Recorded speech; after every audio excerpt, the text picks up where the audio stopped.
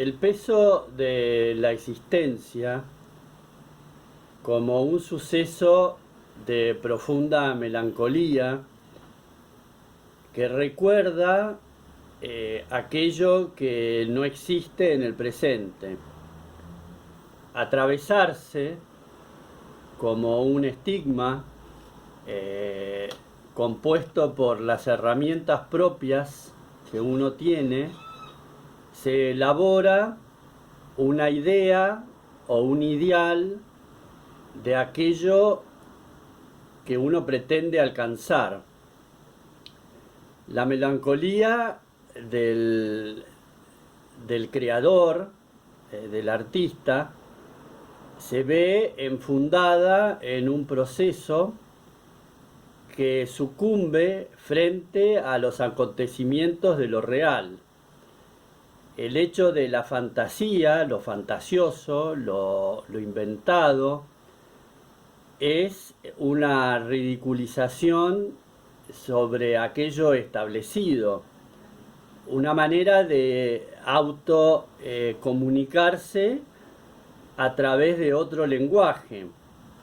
El acto creativo es el invento de un idioma, de una manera de comunicar hacia ese afuera que, si bien existe, es real. El artista presupone ser dueño de lo que construye. Hasta dónde yo puedo consolidarme como un desenlace que muestra las particularidades del ser hasta encontrar un equilibrio. Es un equilibrio inmanente, es una puesta en escena de aquellas funciones radicalizadas que en el propio ejercicio creador uno se convierte en co-creador. ¿Para qué inventar todo eso? Y por qué no adaptarse a ciertas reglas estipuladas y satisfacer todas las necesidades ahí. Es que en realidad el interior, ese interior que explota y que se expande hacia lo desconocido, justamente es partícipe activo de ese desconocimiento. El mundo desconocido se presenta como hermanado a este otro mundo personal, individual, y ahí se establece un vínculo, un contacto estrecho con esa fuerza que parece invisible porque no se sabe de dónde viene o no se conocen del todo sus intenciones. Pero esa es la inspiración, ese es el acto inspirador de un movimiento constante que lentamente, sin que uno se dé cuenta, va envolviendo la propia vida. Que cuando uno quiere ya de repente volver a la normalidad, a volver a un diario vivir acomodado, ya no hay camino. Porque el tomar contacto con estas ebulliciones del arte o de lo que el arte ha designado con su nombre a todo acto de creación hecho por diferentes artistas a lo largo de toda la vida, trata de dar una justificación, trata de justificar a aquellos que realizan eso para dar un ámbito de realidad a lo irreal. Y el que consume arte también se ve involucrado a su manera, en esa manera de consumir arbitraria, porque el consumo de arte es pasajero. Después la gente va a su actividad, a su vida cotidiana, donde lleva inscripto ese panorama que quedó arraigado en la observación o en la contemplación de esa belleza o de ese punto de vista del artista que ha expuesto su dominio, ha expuesto su caudal energético. Entonces, ¿qué hace uno como simple ejecutor de algo que aparentemente no es tan simple? Porque si yo voy a ejecutar una obra, soy consciente de la magnitud de energías que se ponen en marcha. Pero es una conciencia que atraviesa a todo el ser, o es una conciencia que se adueña solo de una parte, dejando el resto del ser en un punto de oscuridad, de situación inalcanzable. ¿Cuánto de mí puedo yo mismo conocer? ¿O es que me muevo en la vida con un porcentaje mínimo de mí mismo, dejando a todo el resto de mi propio ser en la oscuridad o en ese lugar de aparente seguridad? El artista en realidad va a ese lugar de sí mismo para extraer aquellas potencialidades con una intención de ir hacia un punto. Pero el llenado de uno mismo es un llenado que se da en ese vaciamiento. Si yo solamente dependo de mi llenado en un punto de comunicación con ese afuera, siempre va a quedar insatisfecho, porque el afuera es justamente el afuera que circula y que mide todo con la presunción del afuera. Y el artista es alguien que va inconscientemente, pero no inconscientemente de una inconsciencia, de no ver, sino con un atrevimiento, con un acto inconsciente, con un acto que no mide las posibles consecuencias de trasladar su vida a ese punto culminante del abandono. Aquellas partes de uno que no se usan para lo cotidiano quedan abandonadas en lo profundo del ser, quedan relegadas a un estancamiento, mientras que la parte externa hace su actuación y se compone a sí misma de todas aquellas falencias, en realidad, que le son permitidas en esa relación con el afuera. Por eso el artista es un ser en su interior, es un ser en su soledad, es un ser en su mundo privado, es un ser que busca habitar esa no presencia de su personalidad, y es atravesado a la vez por un deseo humano de comunicación, pero yo puedo comunicar lo mío desde un punto violento, como querer sí o sí que mi creación artística entre en el mundo de afuera y abrir un espacio a la fuerza, con prepotencia, porque para exponer la obra hace falta un nexo que son esas ideas atravesadas permanentemente por modos que toman en cuenta a veces una presunción del ser y dejan de lado otras veces aquellas manipulaciones con respecto a ese mundo exterior para que se dé un lugar a lo que uno está creando.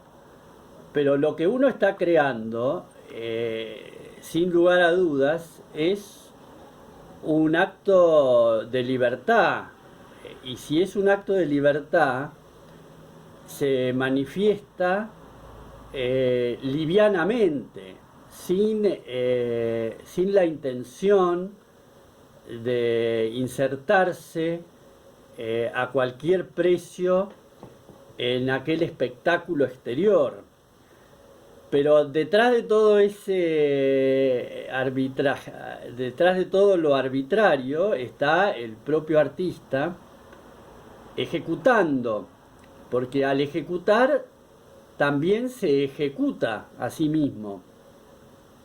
Es un modo de ir y volver en esa composición que se manifiesta imperturbable, atravesando todas esas espesuras y esas gamas de colores y de texturas que me alejan y me dividen del resto. Es una batalla entre el acomodamiento interior y el deseo del acomodamiento exterior. Pero el acomodamiento exterior tiene todo lo efímero que tiene el mundo, porque las seguridades que busca cualquier sociedad, cualquier civilización, está comprobado a lo largo de la historia que hay civilizaciones que con el tiempo se desaparecen, se alejan de esa onda vibratoria que las mantenía en el alerta y son devoradas por otra civilización. Entonces, ¿por qué uno mismo podría pretender un acto de permanencia en un mundo en constante evolución y en constante transformación? Por eso el acto de crear en sí mismo es un acto irrelevante, es un acto de gallardía, de aventurarse en esos planos casi inmorales, porque las leyes internas no dejan de ser atributos construidos por uno mismo. Es inventar un mundo paralelo al real, dándole todas las características que uno puede concebir como mundo real, hasta desembocar en un espacio de tiempo que se consolida como una especialización, porque cada artista es proveedor hacia el afuera de una característica propia, de una individualidad. yo mismo busco mi individualización, mi separación del mundo externo, para manipular a la vez a todas esas estructuras que son permanentes y que se asemejan permeables a pesar del desbarajuste que sucede arbitrariamente, dejando de lado cualquier intención que no sea la de seguir involucrándose con ese concepto que es el ser en sí mismo, en este andamiaje de las prepotencias del propio artista, porque uno diría que el artista es el débil, es el que no se puede incorporar a la sociedad de una manera establecida, de una manera normal, entonces tiene sus falencias, y sin embargo para permanecer en la construcción de ese mundo privado, de ese mundo, de esas articulaciones que hacen del artista un ser involucrado con un concepto que va más allá de la individualización. Entonces adquiere cierta potencia. Cuanto más potencia yo puedo tener, también mi obra va de la mano de esa potencia. Si mi debilidad me acapara todas estas regiones donde se construye la obra va a salir débil. En cambio, si esas regiones donde se construye la obra de arte son regiones fortalecidas por el propio convencimiento, la obra va a salir expulsada con una potencia inmaculada. Va a solventar todo eso otro que no se da. Es un equilibrio de formas que parecen abstractas, porque un hecho creativo es algo abstracto, es algo que pendula entre lo privado y lo externo, es una manera de autobiografiarse, un concepto de la propia melancolía, hecha carne en el sentido de que cualquier obra de arte parece ser materia, parece haberse convertido en materia. ¿Qué pasaría si yo como artista construyera obras de aire, obras de pura melancolía abstracta? Quizás en la meditación, cuando yo puedo conseguir ese estado absoluto de silencio, de no mente, de vaciamiento, en el zazen, en la postura, en la entrega a ese lugar vacío, quizás ahí en realidad uno ya pasó el concepto de artista y está involucrado en un vacío. Pero el vacío en sí mismo también genera una contradicción cuando uno sale de nuevo al mundo de afuera y quiere llevar esa información como si fuera tan importante lo que uno tiene que decir o dar, como si ese mundo externo no pudiera sobrevivir sin lo que uno va a crear. Y sin embargo, si yo creo en eso como una manera de darle cabida a ese concepto, se me crece un estado de ser con cierta arrogancia, como si el mundo de afuera no pudiera sobrevivir sin mi obra, Y acto seguido no podría sobrevivir sin mi presencia, como si mi presencia fuera tan valiosa, tan extrema, que es necesaria a toda costa. En realidad, no, porque el peligro del ser artista es ir hacia el lado de la construcción de ese ego hasta darle dimensiones incalculables. En cambio, el concepto del zen o del vacío sería lo contrario, un camino hacia el vacío.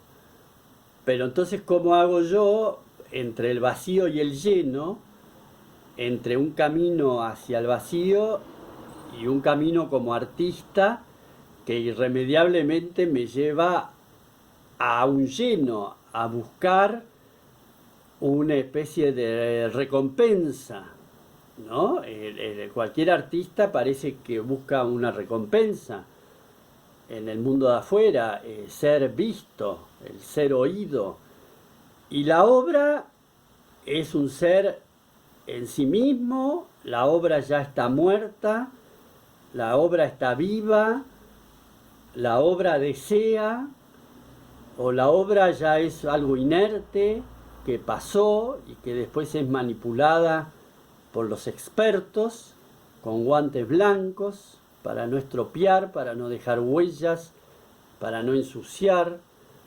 O en realidad la obra es la continuidad de este ser vivo que se ha puesto el nombre que subyace en su silencio y que elabora la actividad artística. Si yo elaboro una actividad artística, ¿es obligatorio llamarme artista o podría llamarme nada? Ser nada o nadie y elaboro una actividad artística, porque en mi mente yo también puedo volar aviones y no necesariamente ser un piloto. Puedo ser un gran jugador de fútbol y no jugar al fútbol. O sea, ¿a qué alcanza este poder mental que es la formación de mi propia personalidad? Y soy yo mismo, al construir una obra de arte, quien levanto la pancarta de lo real para abastecer una ilusión que no deja de ser irreal, porque yo puedo parar esta fábrica. Es una fábrica de ilusiones. Hay una obligación, no hay un contrato con el mundo de afuera para realizar esta ilusión hasta cierto punto. Hay una forma de actividad permanente en una constancia que se transforma en necesidad. Hay una necesidad arbitraria de ser quien uno es. Y si yo dejara de ser quien soy, podría convertirme en aquel otro que no soy yo, sino que es el construido por mí mismo, que es la función mía, personal, de ser artista. Es un experimento con obras de arte y con todo lo que conlleva a sentirse y a realizarse como artista, para realizar con ese ejercicio la obra que soy yo mismo.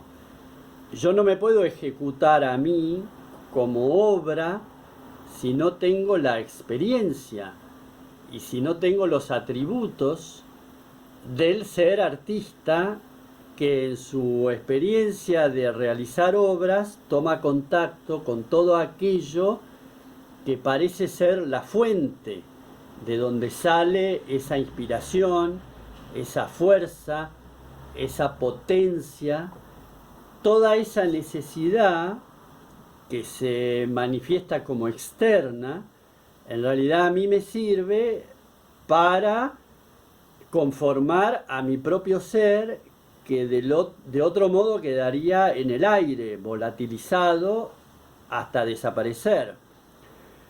Pero el deseo de permanecer, de ser, de continuar, también se convierte parecido al artista que no quiere dejar de ser la estrella, que no quiere dejar de ser el exitoso, que no quiere dejar espacio a otros.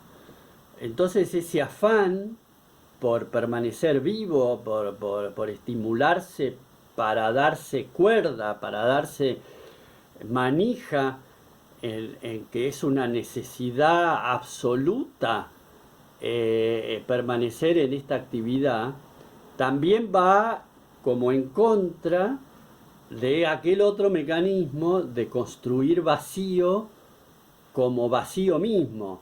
Porque también para construir vacío no alcanza con ser un meditador o un místico o dedicarse horas a ese silencio.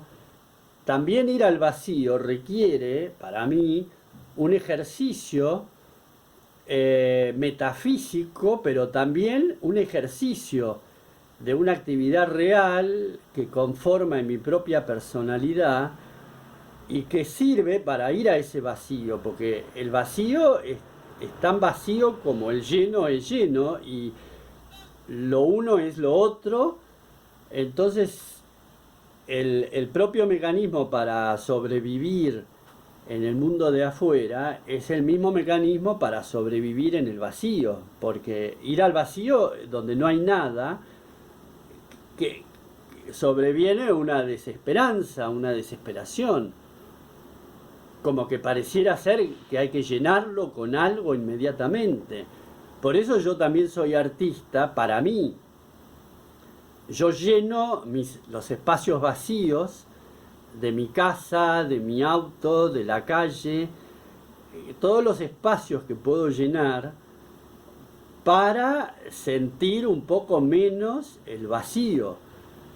Pero a la vez, el llenar lo externo me genera un mecanismo capaz de llenar el vacío, porque para llenar el vacío ya no es con materia, no es con obras de arte, se llena con el mismo vacío que es una conjunción de la materia. Entonces mi obra, cualquier obra que yo realice, va a llevar en sí misma la preponderancia de aquel vacío en el cual yo también insisto en habitar. Y el afuera, ¿qué quiere el afuera? Porque el meditador, el meditador zen, el que va a ser zazen, parece que va a un ámbito donde se realiza esa actividad. No, en cambio, para mí, poder realizarla a la vista, ¿no? Poder ser vacío caminando, pero no en el silencio de una jungla o apartado en una montaña, en el vacío de un colectivo lleno de gente, en el vacío de una calle transitada o de una ruta llena de autos modernos, yo con mi auto antiguo que va a 60 kilómetros por hora, todo pintado. Pero parece un acting, una puesta en escena.